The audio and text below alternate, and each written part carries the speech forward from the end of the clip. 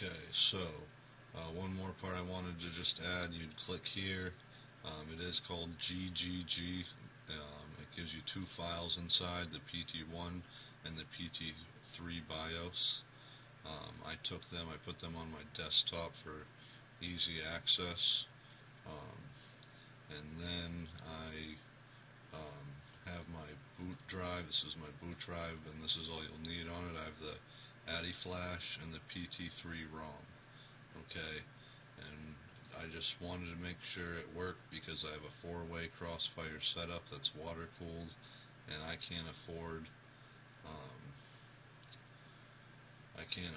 for it to mess up or anything like that. So I did my lowest card I have, and I'm going to show you how to do a card and do one card at a time in a crossfire setup. So that's my setup right there.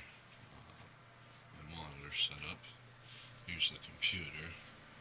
It's got a few fans sitting up here to help with air because it's a pretty small radiator for a 4-way crossfire.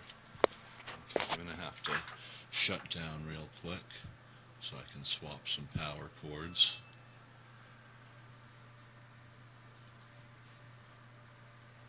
So I had flashed to the ASUS BIOS first, not that it matters at all, and then I flashed to the Pt3 BIOS. Now I will simply get in here so I don't stress the motherboard too hard. Unplug that. I'll plug these same ones into the next card.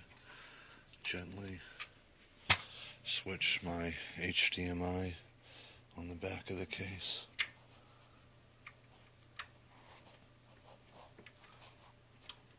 Okay.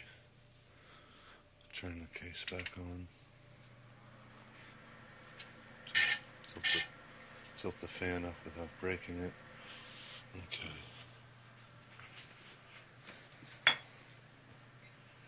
Okay, it's starting up. Okay. F2 for BIOS. Take a second. Okay. Then we'll go down to the boot menu right down here.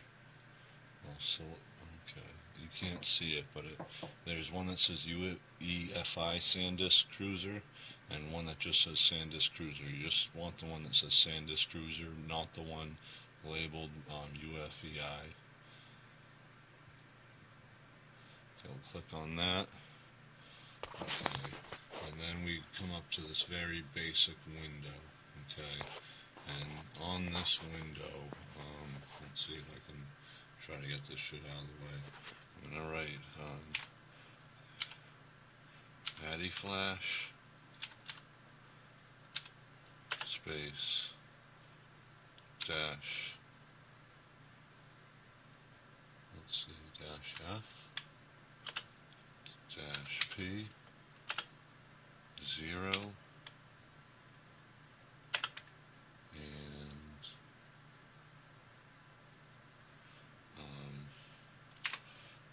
Pt3 .rom. I believe that's what you need to type. So ATI FLASH space dash F space dash P space 0 for the card. If you had 4 cards, it would be 0, 1, 2, 3. So 3 would be the 4th card, 0 would be the first card.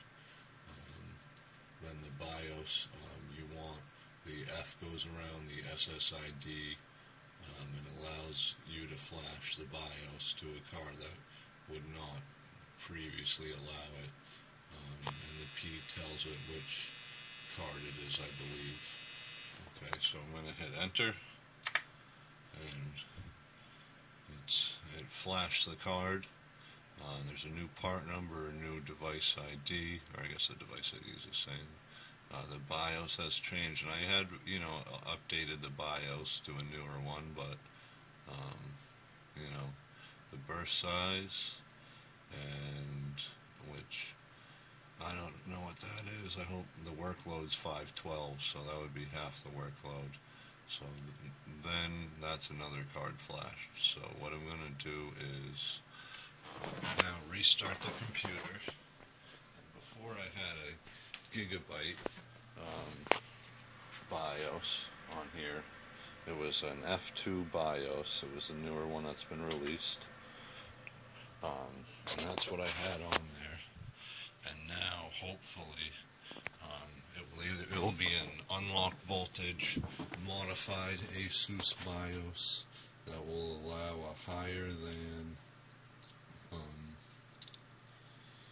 higher memory clock on the cards, especially because I have 2 Hynix memory and 2 Lpedia, and the Lpedia cards are just a little bit,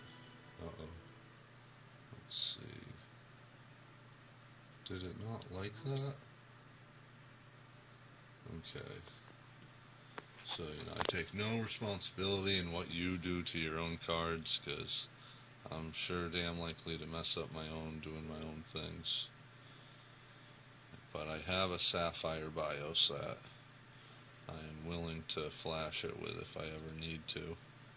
Okay, so there's another one. It's an ASUS. It's an old BIOS. The BIOS is right up here. Let's see.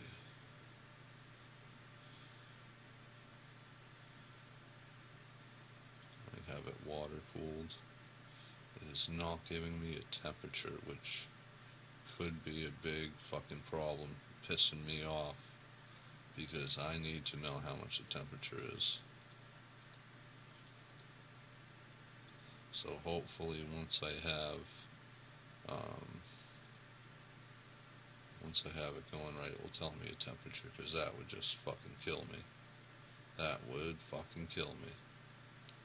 Okay, well that's how you goddamn flash it, and I'll put up some videos of some improved results of how the cards are behaving, or if I believe it was just a complete waste of time and is not recommended. I'll post that later. See you, boys.